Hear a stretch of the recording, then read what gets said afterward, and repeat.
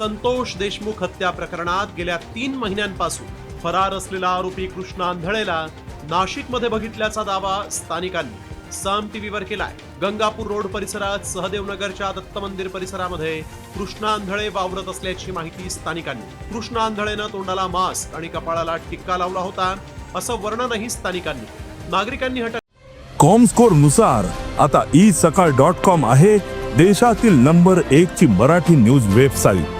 प्रत्येक अपडेटसाठी isakal.com ला नक्की भेट द्या।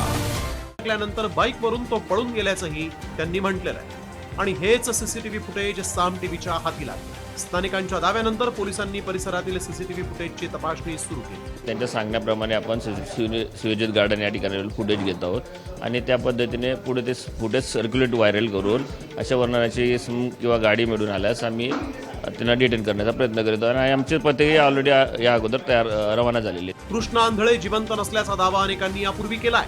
आता कृष्णा आंधळे जर नाशिक परिसरात असेल तर त्याला कधी बेड्या ठोकणार याबाबतही उत्सुकता आहे।